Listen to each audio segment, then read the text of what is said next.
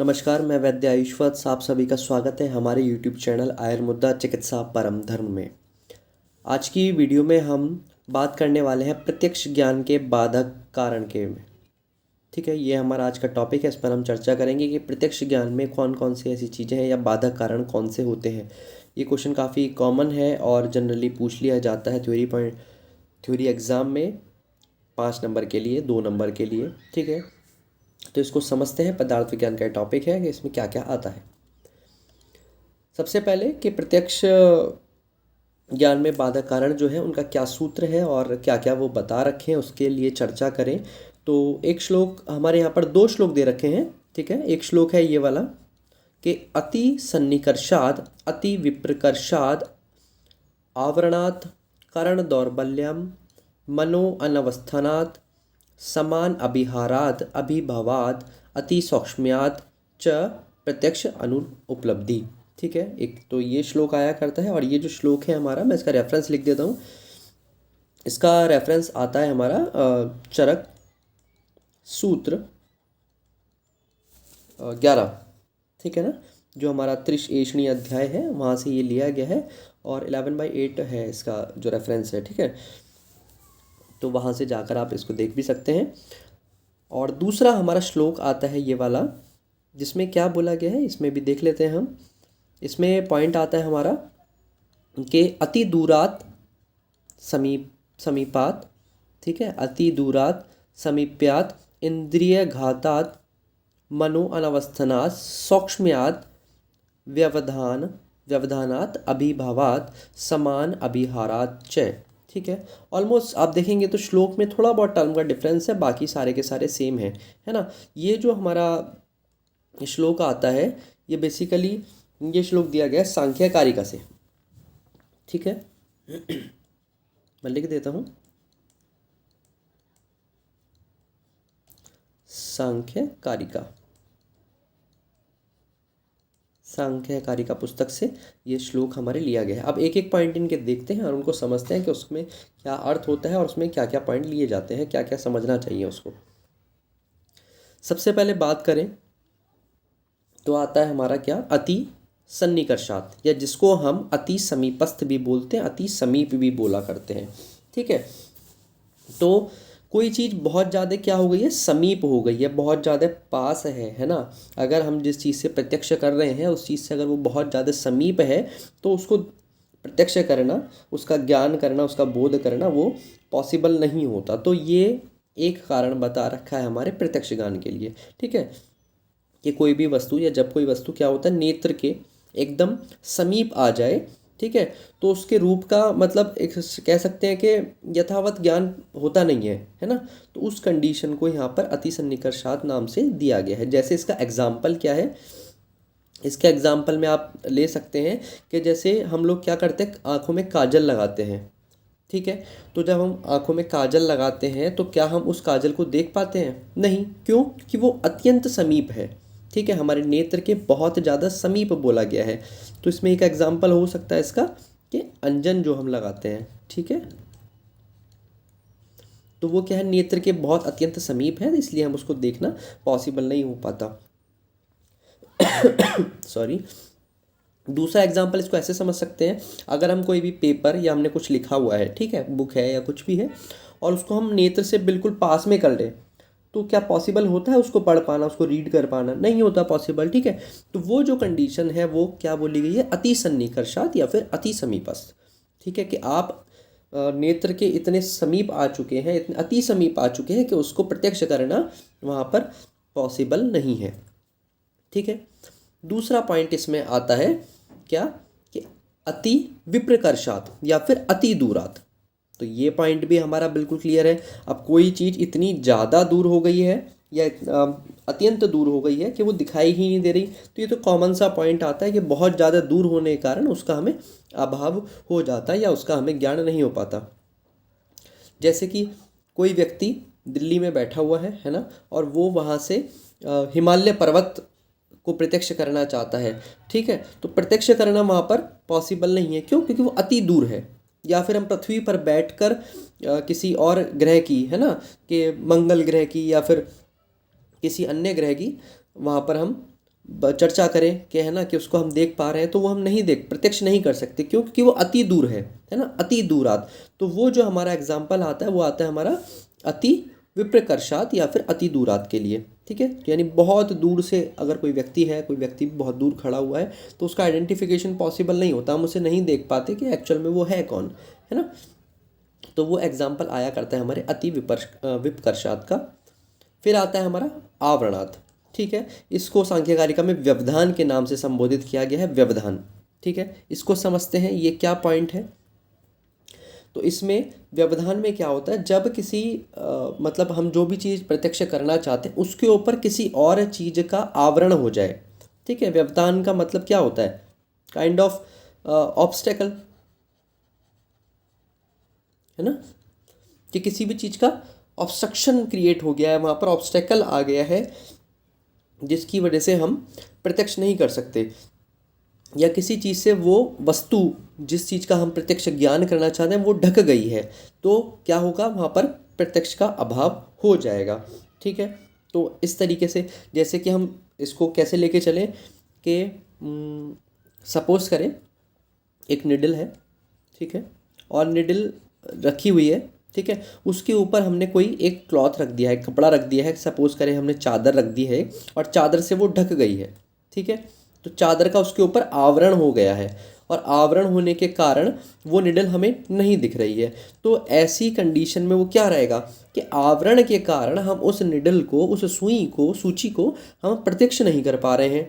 ठीक है, तो वो किस कारण से प्रत्यक्ष नहीं कर पा रहे हैं, क्योंकि एक व्यवधान हो गया है, बीच में एक बाधा उत्पन्न हो गई है, या फिर एक आवरण है उस सूची के ऊपर, है ना, जिसकी वजह से हम उसे प्रत्यक्ष नहीं कर पा रहे। तो जो व्यवधान है, ये आवरण है, वो यही है कि किसी वस्तु को ढक दे, जैसे पर्दे से ढक दिया, या किसी, या जैसे एक कॉमन एग्जांपल हम लोग पढ़ते हैं कि दीवार के पीछे अगर कोई रस्सी रखी हुई है, ठीक है, तो हम नहीं देख पाएंगे कि वहाँ पर रस्सी है, या फिर एक कमरे के अंदर कुछ सामान रखा हुआ है, तो हम कैसे पॉसिबल है उसको देखना ना, जब तक हम उस कमरे के अंदर ना जाएं। तो बीच में वो जो वॉल आ गई, जो दीवार आ गई है, वो उसमें एक आवरण, एक व्यवधान वहाँ पर क्रिएट कर रही है, जिसकी वजह से हम उसे प्रत्यक्ष नहीं कर पाते। ठीक है, फिर नेक्स्ट पॉइंट आता है हमारा कौन सा, कि करण दौर्बल्यात। अब करण दौर्बल्यात या फिर इंद्रिय अभिघातात।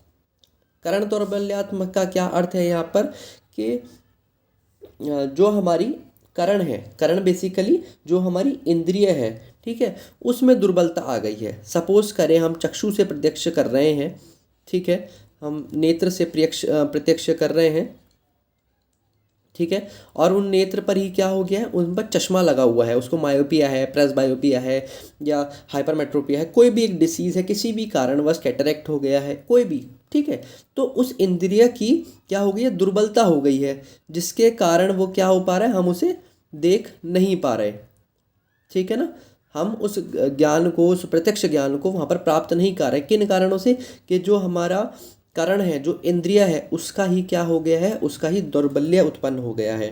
ठीक है, तो किसी भी इंद्रिय के विकार के कारण जब प्रत्यक्ष का ज्ञान नहीं होता है, तो उस कंडीशन को रखा जाता है करण दौर्बल्य या फिर इंद्रिय अभिघात में।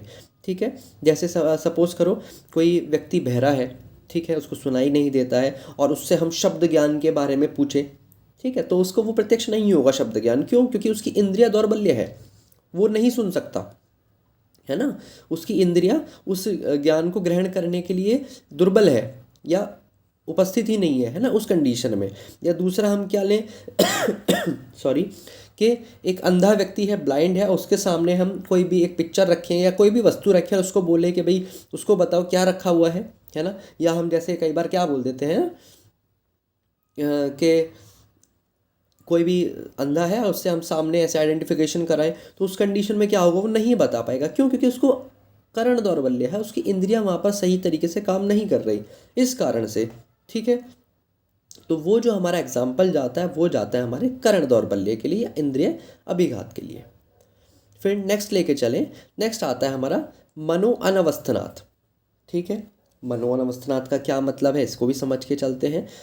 इसको एक तरीके से लेके चलो कि आपका मन जो है वो कैसा है, वो व्यग्रता युक्त है, मतलब इसमें हम किस तरीके से लेके चलेंगे कि मन का किसी अन्य वस्तु के साथ सन्निकर्ष है, या जिस चीज़ का हम प्रत्यक्ष करना चाह रहे हैं वो उधर फोकस नहीं हो पा रहा है। ठीक है, तो मन का अन्य वस्तु के साथ लगे रहना है ना, जिससे जो सामने रखी हुई पुस्तक है वो हम प्रत्यक्ष नहीं कर पा रहे हैं। इसका जैसे कॉमन एग्जाम्पल हम लेके चलें, जैसे एक टीचर है, वो टीचर क्या है, वो बोर्ड पर कुछ पढ़ा रहा है, ठीक है, और जो स्टूडेंट, कोई भी टॉपिक चल रहा है, बोर्ड पर पढ़ाया जा रहा है, जो स्टूडेंट है वो कहीं अपने ही ख्यालों में खोया हुआ है। ठीक है, वो अपने कुछ विचार उसके मस्तिष्क में चल रहे हैं, उसके मन में चल रहे हैं, तो उसका मन कहाँ पर है, वो केंद्रित नहीं है किधर की तरफ, उस बोर्ड की तरफ या उस टॉपिक की तरफ जो टीचर पढ़ा रहा है। तो उस अवस्था में वो क्या करेगा, वो उस टॉपिक को प्रत्यक्ष नहीं कर पाएगा, या उस सामने जो ज्ञान वहाँ बताया जा रहा है उसको प्रत्यक्ष नहीं कर पाएगा। क्यों? क्योंकि उसका मन वहाँ पर उपस्थित नहीं है,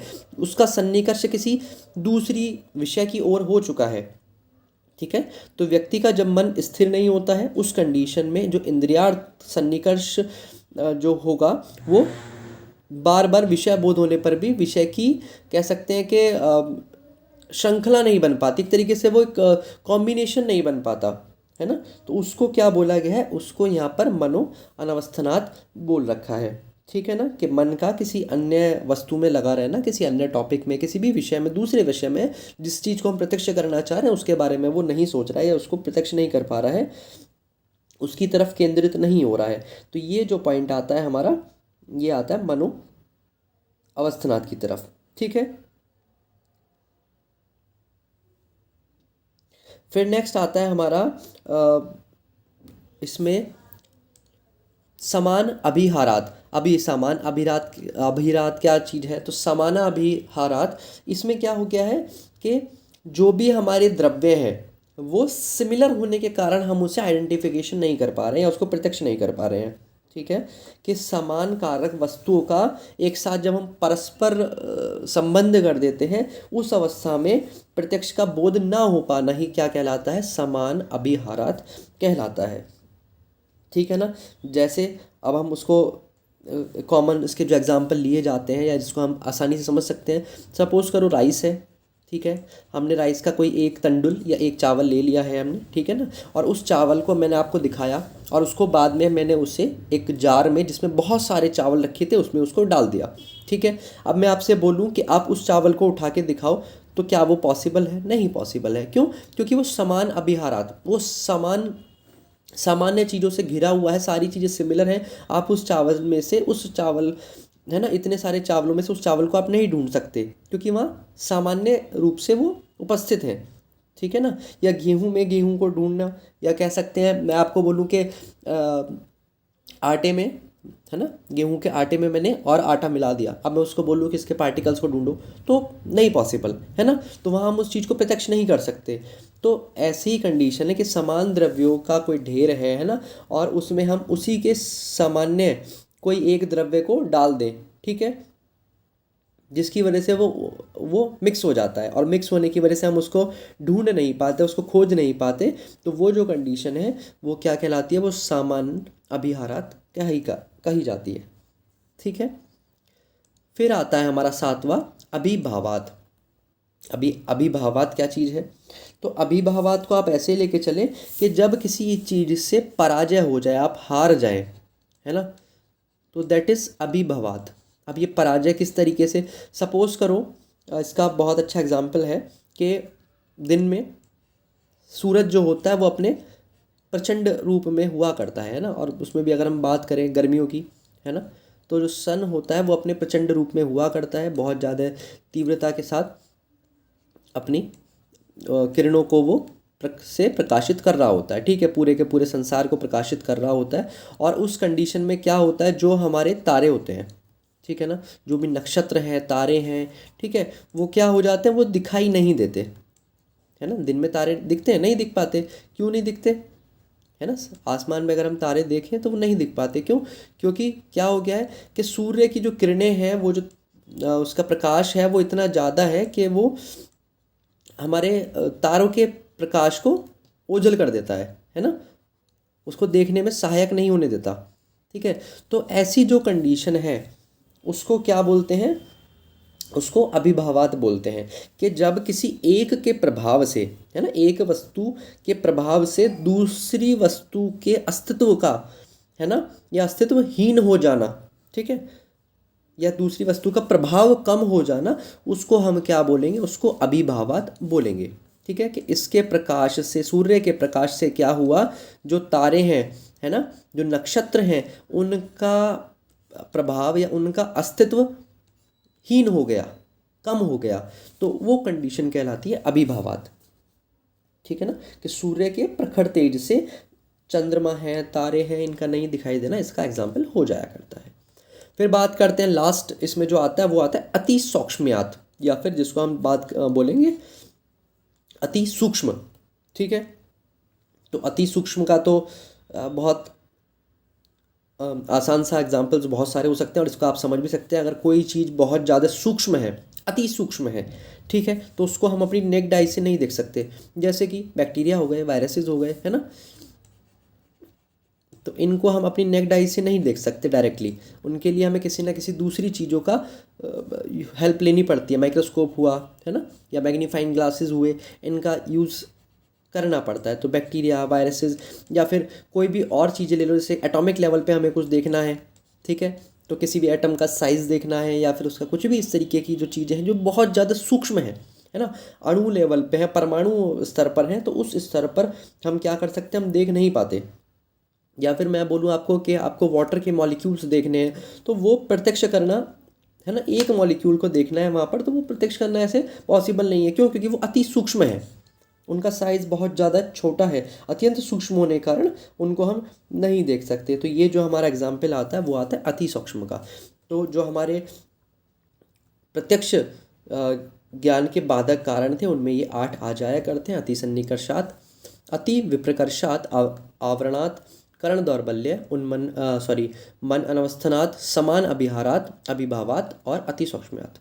ठीक है, या जिसको हम इस तरीके से भी याद कर सकते हैं, अति दूरात, अति समीपस्थ, इंद्रियाभिघातात, मन अनवस्थनात्, सूक्ष्मयाद, व्यवधान और अभिभावात और समान अभिहारक। ठीक है, तो ये हमारा टॉपिक यहीं पर फिनिश होता है। अगर आपको वीडियो अच्छी लगी हो तो प्लीज़ लाइक, शेयर और सब्सक्राइब करना ना भूलें। धन्यवाद।